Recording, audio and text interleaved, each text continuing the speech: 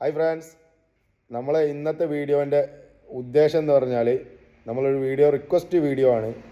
പ്രത്യേകിച്ച് നമ്മളെ government veterinary ഭാഗത്തുള്ള ആളുകൾ ഉദ്യോഗസ്ഥന്മാരോടാണ്.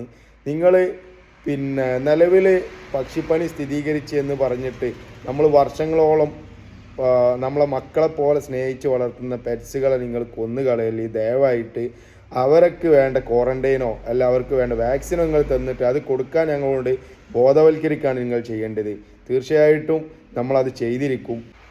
അപ്പം കൂടും പരിസരവും കാര്യങ്ങളൊക്കെ വൃത്തിയായി സൂക്ഷിക്കാൻ വേണ്ടിയിട്ട് നിങ്ങൾ ബോധവൽക്കരിക്കുക. നിങ്ങൾ അതുപോലെ തന്നെ ഇതിൻ്റെ ഗൗരവങ്ങളും കാര്യങ്ങളും മനസ്സിലാക്കിയിട്ട് വൃത്തിയിൽ ഒരാൾ ഇതിനെ പരിപാലിച്ചിട്ട് പുറത്തിറങ്ങുന്ന സമയത്ത് എങ്ങനെയാണോ ചെയ്യേണ്ടതെന്നുള്ള മാർഗനിർദ്ദേശം കൊടുത്തിട്ട് നിങ്ങൾ ഈ സമൂഹത്തിനെ ബോധവൽക്കരിക്കുകയാണ് ചെയ്യേണ്ടത്.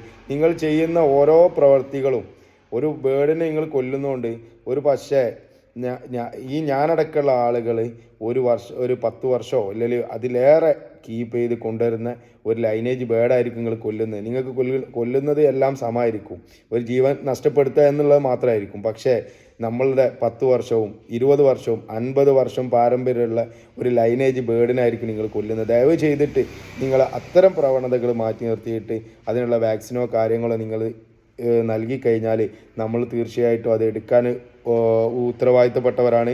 നമ്മളത് ചെയ്തിരിക്കും. ദയവ് ചെയ്ത് ഇത് കൊന്നുകളയല്ലേ. ഇതൊരു റിക്വസ്റ്റാണ്. ഓക്കെ, മറ്റു പല കാര്യങ്ങളും പറയാണ്ട് വീഡിയോ ഒരുപാട് ലെങ്ത് ആകുമെന്ന് വിചാരിച്ചിട്ടാണ്.